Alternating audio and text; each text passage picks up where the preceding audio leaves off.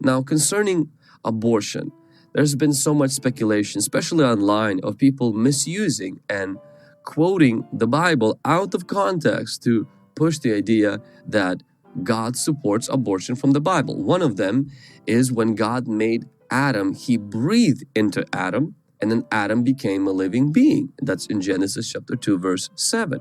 And so the question rises from that: if Adam's life began at first breath, then why do Christians insist that life begins at conception? Well, you must understand is that Adam was created, but this was not how everyone is brought into this world. For example, none of us were made with God putting dust and breathing His breath into us. We come out of the womb. Adam didn't have a mother. Adam didn't have an umbilical cord, where he spent 9 months in the womb. So Adam's creation shows how the human race began. It does not apply to all life since the original creation. Therefore, life begins at conception, not at first breath, because Adam's creation does not apply to how you and I come into existence and into this world.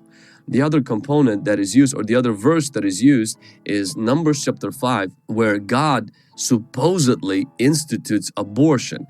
Now, in Numbers chapter 5, there is this procedure. It's a very unusual procedure known as a jealousy offering. So if a suspicious husband suspects his wife cheating on him, he would come to the priest, and the priest would prepare a drink offering, like a bitter drink of holy water mixed with the dust from the tabernacle floor, and he will declare a curse from God. So if the wife is guilty of adultery, then she would get sick from drinking this water, and her belly would swell, and she would no longer be able to have children. Now, some people propose that Numbers chapter 5 actually is talking about God giving prescription for priests on how to cause abortion. Because in actually NIV Bible translation, in the footnote, it uses the word that she will miscarry. Instead of talking about her stomach being swollen, it says that she will miscarry. And so, but we must understand is that, however, pregnancy is not what the passage is talking about. It's about the sin of infidelity, and pregnancy is nowhere mentioned or even hinted at in the text.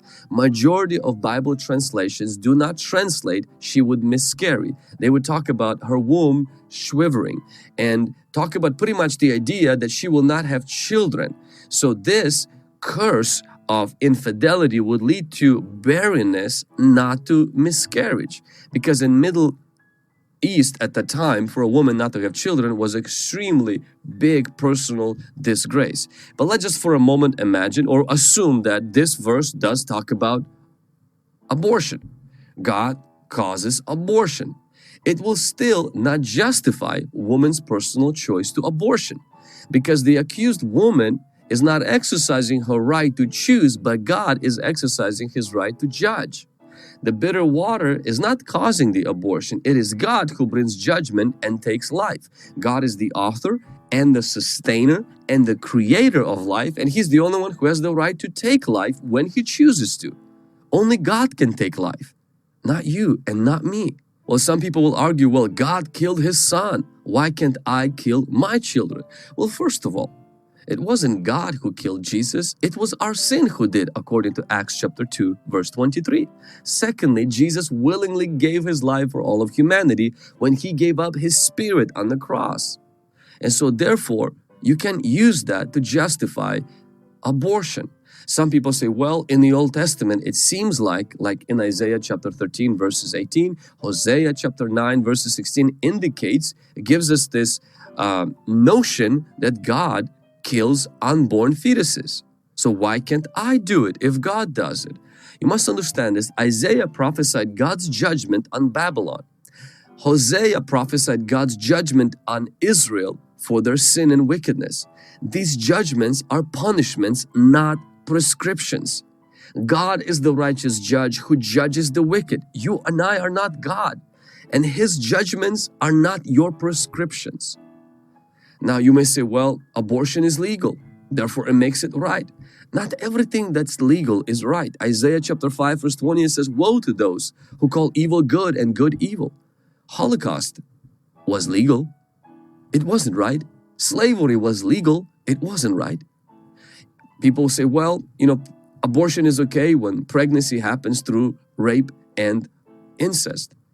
But it doesn't change the fact that another life has been conceived. In fact, the Bible tells us the opposite. In Deuteronomy chapter 24, verse 16, that kids shouldn't pay for the sins of their parents.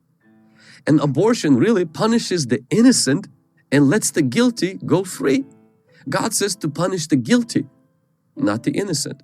The child shouldn't pay for the terrible crime of rape and incest. The rapist and the one who commits incest should pay for those crimes, and the child should be spared of that punishment. There's an observation that some people make that it's better for some children not to be born because of all the suffering and because of the poverty and abuse that they will experience. But that is wrong. There's only one reference in the Bible that talks about somebody should have not been born, or it's been better for him if he had not been born, and that's Judas.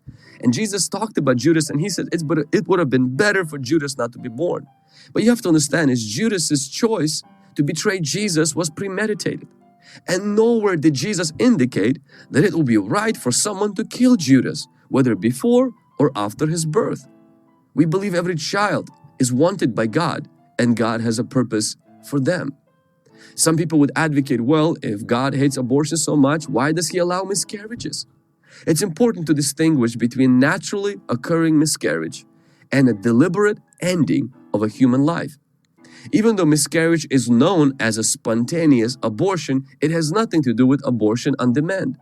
Miscarriage is unplanned from a human perspective, but abortion is premeditated and intentional. Due to sin and curses and the fallen world that we live in today, death, accidents, and miscarriages do happen. But it doesn't give us the right to go unwillfully murdering unborn babies. Some people say, well, Christians are not pro-life, they're just anti-abortion. But that is the furthest thing from the truth. The two commandments that Jesus gave us are to love God and love others.